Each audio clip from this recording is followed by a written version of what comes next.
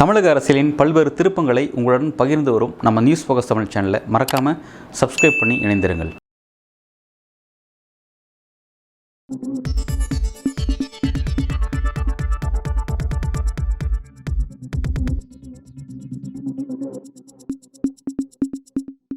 News focus தமிழர்களுக்கு வணக்கம். இன்று நம்முடன் உரையாட திரு சேகுவார் அவர்கள் இணைந்திருக்கிறார். வணக்கம் சார். வணக்கம். ஒரு வழியாக விஜய் கரூர் மக்களை சந்திச்சிட்டாரு. அந்த சந்திப்பு நடந்து முடிஞ்சிருச்சு. இது தொடர்பாக இன்னைக்கு தினமலரில் ஒரு செய்தி வெளியிட்டிருக்காங்க. விஜய் இந்த கட்சியை மீண்டும் விஜய் மக்கள் இயக்கமாக மாற்ற திட்டமிட்டிருக்கதா ஒரு செய்தி போட்டிருக்காங்க. அதில் என்ன சொல்லியிருக்காங்கன்னா, இந்த கரூர் சம்பவத்துக்கு அப்புறம் ஒரு கடந்து போக முடியாத வழியில விஜய் இருக்கிறதாலும் இனிமே எப்படி இந்த கட்சியை நடத்துறது இதே ஒரு வழியோட அப்படின்றதால மீண்டும் கட்சியை விஜய் மக்கள் இயக்கமாகவே மாற்றலாமா அப்படின்ற கருத்து கேட்ப அந்த சம்மந்தப்பட்ட மக்கள்கிட்ட இந்த நேற்று நடந்த கூட்டத்தில் விஜய் கேட்டதா அந்த செய்தி போட்டிருக்காங்க. இதை எப்படி பார்க்குறீங்க? 100% கரெக்டு.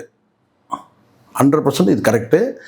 என்னென்னா, இப்போ நேரடியாக அவங்க சொல்ல முடியாமல் கொஞ்சம் பாலிஷாக சொல்கிறாங்க. ஏன்னா இப்போ கூட்டணிக்காக எதிர்பார்க்குறாங்கல்ல பிஜேபியில். அதனால் அந்த செய்தி வெளியிடக்கூடிய நிறுவனம் என்னன்றதும் யாருன்றது தெரியும் உங்களுக்கு. எல்லாம் இந்த சங்கி கும்பல் தான் எல்லாமே. ஆனால் 100% உண்மை. ஆனால் ஒரு காரணம் சொல்கிறாங்கல்ல, இந்த கரூர் சம்பவத்துக்கு பிறகு வலி ஏற்படுத்தி கட்டினா அது என்ன வலி? என்ன மக்கள் இறந்துருக்காங்கல்ல, அதில் அந்த வலி கிடையாது. ஃபினான்ஷியல் வலி. ஃபினான்ஷியல் வலி. ஏற்கனவே இவங்க நல்லா புரிஞ்சுங்க. இதை சில பேர் பேச தயங்குறாங்க, நான் பேசுகிறேன், புரிஞ்சுங்க. விஜய் முதல்ல நல்லா ஒரு ஸ்டெப்பாக நீங்கள் கவனிச்சுட்டே வந்தீங்கன்னா, விக்கிரவாண்டி மாநாடு முடியுது. விக்கிரவாண்டி மாநாடு முடிஞ்ச உடனே அவங்க திட்டம் 4 மண்டல மாநாடு நடத்துகிறதா பிளான். அந்த 4 மண்டல மாநாட்டில் பார்த்தீங்கன்னா மதுரை மாநாடு முதல்ல ஃபிக்ஸ் பண்ணுறாங்க. அடுத்த மாநாடு இவங்க கோயம்புத்தூரில் ஃபிக்ஸ் பண்ணி அப்படி தான் போயிருக்கணும். ஆனால் விஜயோட மிகப்பெரிய தவறுன்னு கேட்டால், தன் சொந்த கையிலேருந்து எந்த பணத்தையும் அவர் எடுக்கலை. ஃபினான்ஷியல் வழின்றது இதுதான், எடுக்கலை. எம்ஜிஆர் கட்சி தொடங்கின போது பார்த்தீங்கன்னா சொத்தை விற்றார். விஜயகாந்த் கட்சி தொடங்கும்போது சொத்தை விற்றார். மார்கேஜ் அடமானலாம் போட்டார். ஆனால் பார்த்தீங்கன்னா விஜய் இது வரைக்கும் 10 காசு விஜய் சொந்த பண்ணது. அதில் ரொம்ப தீர்மானமாக உறுதியாக இருந்தார். ஏன்னா குடும்பத்துக்குள்ளே ஏற்படுற அந்த நெருக்கடிகள் தான். குடும்பத்துக்குள்ளே ஏற்கனவே பிரச்சனை என்னன்னு கேட்டிங்கன்னா, இவர் அரசியல் கட்சி தொடங்குறதுல அவங்களுக்கு யாருக்கும் உடன்பாடு இல்லை. அதுக்கு காரணம் என்னன்னு கேட்டிங்கன்னா, இவர் அரசியல் கட்சி நடத்துகிற அளவுக்கு இவருக்கு பார்த்தீங்கன்னா அவர் அது உடன்பாடு இல்லாதனால தான் ஏற்கனவே விஜய் மக்கள் இயக்கத்தை எஸ்ஏசி அரசியல் கட்சியாக தொடங்கும் சோபா பொருளாளராக போட்டு அரசியல் கட்சியை பதிவு பண்ணார். நிர்வாக தலைவராக போட்டு விஜய் தலைவராக போட்டு பண்ணாங்க இல்லையா? அப்போவே இந்த அதனால தான் இவர் நேஷனல் கேஸ் போட்டு முடியாது, அது பண்ணக்கூடாது, அரசியல் கட்சி வேண்டான்னு முடிவு பண்ணார். அதுக்கு பிறகு சில பேர் இவரை பூஸ்ட் பண்ணி என்ன செஞ்சாங்கன்னா, நீங்கள் ரஜினிகாந்த் விலகின பிறகு தான் இவருக்கு ஆசையே வருது. என்னன்னு கேட்டால், நம்ம அரசியல் கட்சி தொடங்கலாம் அப்படின்ற எண்ணம். இதனுடைய விளைவு கடைசியாக இப்போ எங்கே இது நிற்குதுன்னு கேட்டால், மதுரை மாநாட்டில் மிகப்பெரிய தொகையை ஆதவஜன் மிகப்பெரிய தொகையை செலவு பண்ணுறாங்க. அடுத்தடுத்து அதே மாதிரி 5 கோடி 6 கோடி செலவு பண்ண முடியாது கேட்டால், 1.5 கோடிக்கு என்ன செய்யணும் கேட்டால் கேரவன் ரெடி பண்ணி இப்போ எடப்பாடி எப்படி போகிறாரோ அதே மாதிரி நம்ம போயிடலாம். அதுதான் அங்கே மண்டல மாநாடு மாறுது. இப்போ அதுக்கு பிறகு இவங்க போகும்போது கேட்டால், அங்கே பார்த்தீங்கன்னா சினிமா தருதலைகள்லாம் கூட சேர்ந்து இதை காட்சிப்படுத்தணும்னு சொல்லிட்டு, ஜனநாயகம் படத்தில் காட்சிப்படுத்தணும்னு சொல்லிட்டு அந்த வாகனத்தை மையப்படுத்துகிறாங்க. அதனால் ஏற்படக்கூடிய இந்த நெருக்கடி நெரிசல் இதில் இப்போ விஜய்க்கு ஏன்னு கேட்டால், அடுத்தது இப்போ இந்த இழப்பு ஏற்படுது இல்லையா? இந்த இழப்புக்கு யார் பணம் தர்றது? இன்னைக்கு வரைக்கும் சொல்லுங்கள், விஜயோட பணம் போயிருக்கா? இது வரைக்கும் யாருக்கா தெரியுமா? விஜய்கிட்ட இருந்து பணம் போயிருக்கா, இல்லை யாரையாவது ஸ்பான்சர் பண்ணியிருக்காங்களா? யாராவது பேசுகிறாங்களா அதை பற்றி? அந்த ஹோட்டல் யாருமே மண்டபம்லாம் உங்களுக்கு தரல சார். உங்களுக்கு எங்கே தரல? தமிழ்நாட்டில் கரூரில் இருக்கிற மண்டபம் உங்களுக்கு தரல. ஆனால் தமிழ்நாட்டில் இருக்கிற மகாலிபுரத்தில் ஹோட்டலே கொடுக்குறாங்க. யாருடைய ஹோட்டல் அது? யாராவது பேசுகிறானா? பேசல. சரி, இந்த ஃபண்டு போச்சுல்ல, ட்ரான்ஸ்ஃபர் ஆச்சு இல்லை, யார் அக்கௌண்ட்லேருந்து ஃபண்டு போயிருக்கு தெரியல. அப்போது என்ன நினைக்கிறேன்னா, இனி வரும் காலங்களில் அரசியல் கட்சி நம்ம நடத்தினாலும் ஏதாவது ஒரு சின்ன இழப்பீடுகள் வந்ததுன்னா நாம் தான் அதுக்கு கைவிட்டு தரணும். அப்போ இது வேணாம், இனிமேல் நம்ம இந்த அரசியல் கட்சி நடத்த வேணாம். விஜய் இன்னைக்கு ஒரு ஸ்டேட்மெண்ட் கொடுத்துருக்காரு. என்ன சொல்லியிருக்காருன்னா, டெல்டாவில் விவசாயிகள் பாதிக்கப்பட்டிருக்காங்க மழையினால. அதை பற்றி ஒரு ஸ்டேட்மெண்ட் கொடுத்துருக்காரு.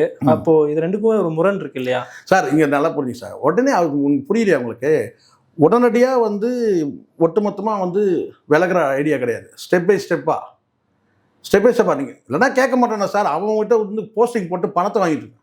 உங்களுக்கு தெரியுமா, உங்களுக்கு பழைய கதை சொல்லட்டுமா? விஜயகாந்த் அப்படி ஆச்சு, சிக்கலாச்சு. விஜயகாந்த் வந்து சில பேரை கட்சி விட்டு நிற்கிறார், ஏன் பணத்தை கூடான்னு கேட்டான்.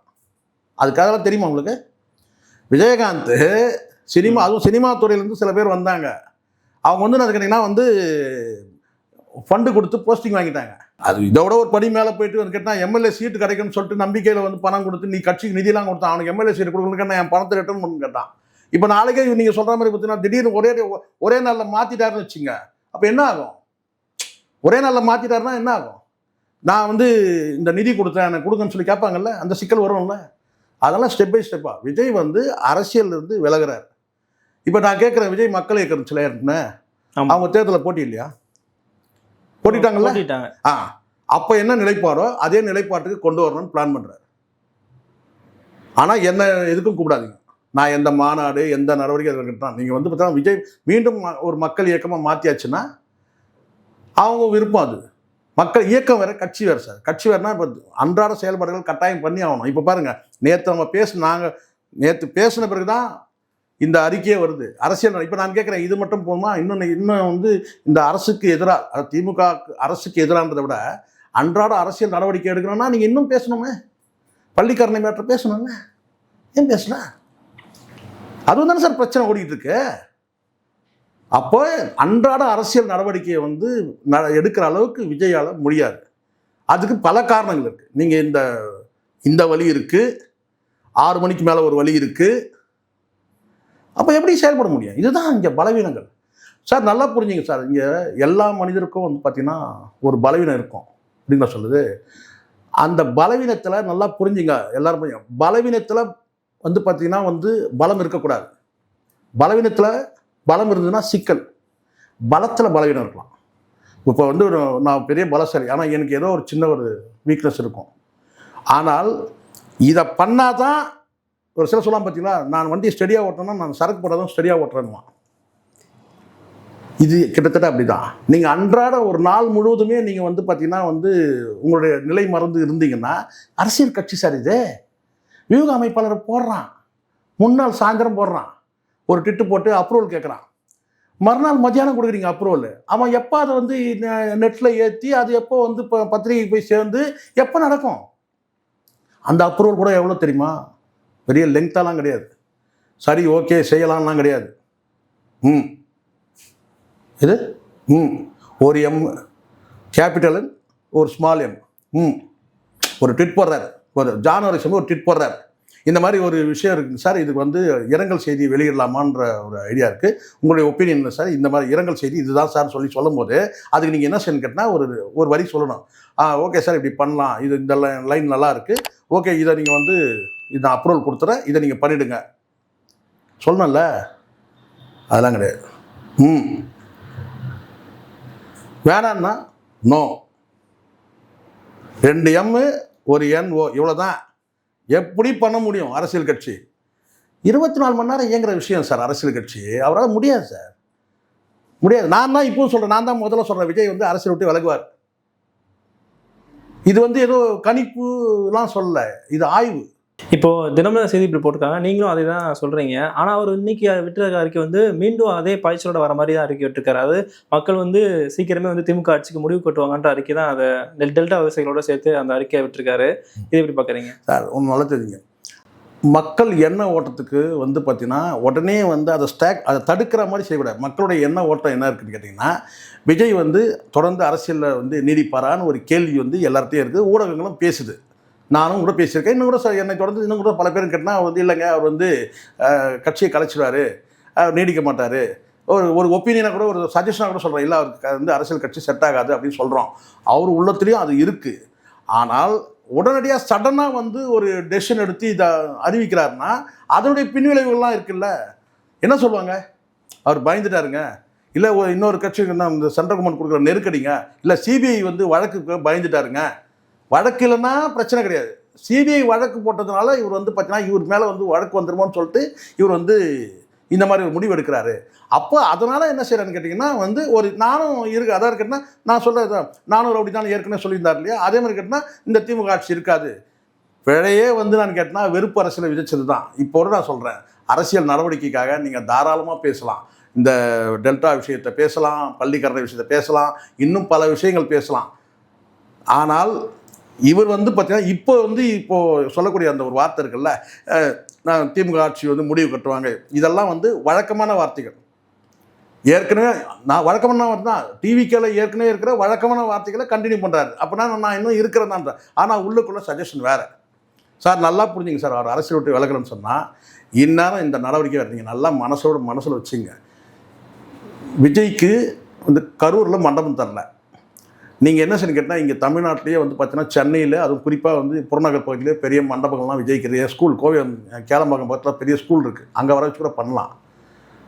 இப்போ இங்கே நடத்துனதுனால என்ன பிரச்சனை? இல்லை சார், அப்படி இல்லை சார். நீங்கள் எதுக்கு நான் கேட்குறேன், நீங்கள் எதுக்கு வந்து இப்படி ஒரு இது இவ்வளோ ஏன் உங்களை காஸ்ட்லியாக காட்டிக்கிறீங்கன்னு நான் கேட்குறேன். ஏன் இவ்வளோ காஸ்ட்லியாக காட்டிக்கிறீங்க? இப்போ இந்த வசதி, இந்த 5 ஸ்டார் ஹோட்டல் வச்சு உங்கள் வசதிக்கா இல்லை மக்களை தனித்தனியாக சந்திக்கிறதுக்காக ஏற்பாடு செஞ்சு தனியாக கூட நீங்கள் சந்திக்காமல் போங்க சார். அதுவே வந்து முழுசாக நடக்கலை சார், முழுசாக நடக்கலை.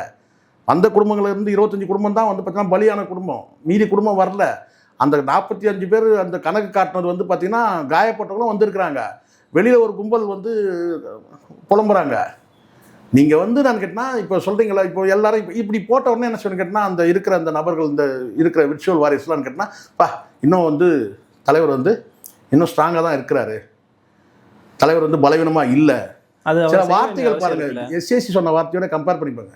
ஏன் பயப்படுற ஒரு வார்த்தை சொன்னார்ல, அப்போ எஸ்எஸ்சிக்கு போகுது தகவல், இவர் பயப்படுறாருன்ற தகவல் போகுது. அப்போ நான் பயப்படல, நான் வந்து விலகலை, நான் இன்னும் இருக்கிறதான், அந்த இருக்கிறேன்னு காட்டுறதுக்கு தான் இந்த செய்தி. இப்போ நான் கேட்குறேன், இந்த நெல் மூட்டைகள் வந்து முளைவிட்ட விவகாரம் வந்து கேட்டால் 3 நாளைக்கு முன்னாடி நடந்த விஷயம் சார்.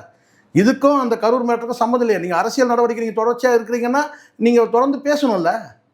ஏன் கூட்டணி கொடுத்து இப்போ பேசுகிறாங்க சார், இவரை மிரட்டுறாங்க சார், அதுக்கு பதில் இல்லை சார். கூட்டணி கொடுத்து அதிமுக வந்து பார்த்தீங்கன்னா கிட்டத்தட்ட மிரட்டல் தான் அது. பயிற்சி கொடுக்குறேன்றான், அசிங்கமாலே அவங்களுக்கு. நீங்கள் என்னோட சார் இவனுக்கு பயிற்சி கொடுக்குறேன்றான், என்னோட சார் உனக்கு பாதுகாப்புங்கிறான். அப்போ இதெல்லாம் நீங்கள் பேசல, இதுக்கும் பேசியிருக்கணும்ல. அப்போ உங்களுக்கு வந்து பார்த்தீங்கன்னா டைலமா நல்லா புரிஞ்சுங்க. நாமக்கல் நாகப்பட்டினமாக செக் பண்ணிக்கங்க. நாமக்கல் தான் நினைக்கிறேன். நான் கூட ஒரு 2 வாரத்துக்கு முன்னாடி என்னமோன்னு நினச்சேன், வந்து அந்த டைலாக்கு நான் கூட 2 வாரத்துக்கு முன்னாடி என்னமோன்னு நினச்சேன். ஆனால் பார்த்துடலாம். இந்த வசனம் அந்த வண்டிக்கு மேலே நின்று கேரவன் மேலே இருந்து பேசின வசனம் 2 வாரத்துக்கு முன்னாடி என்ன நினச்சேன் இப்போ புரியுதுங்களா? இரட்டை நிலைப்பாட்டில் ஊசலாட்டத்தில் தொடர்ந்து இருக்கிறார். இந்த வசனத்தை வச்சு இப்போ சொல்கிறீங்க, நீங்கள் சொன்னீங்களா, இதை வச்சு நீங்கள் ஒரு முடிவு பண்ணுறாதீங்க. இந்த முடிவு நாளைக்கு மாறும். அவர் மெல்ல வந்து விலகணுன்ற முடிவு. பல நெருக்கடி சார் உள்ளாங்க. அதை வச்சு நான் வந்து நிறைய செலவு பண்ணிட்டேன் அப்படின்றாரு. எனக்கு வந்து பார்த்தீங்கன்னா முக்கியத்துவம் இல்லைன்றாரு. அங்கே பல நெருக்கடிகள் இருக்குது. போக உங்களுக்கு தெரியும். விஜயோட அடுத்த நகர்வை வச்சு அரசியல் வந்து எந்த மாதிரியான மாற்றங்கள் ஏற்படுன்றதை பொறுத்திருந்து பார்க்கலாம். நன்றி சார்.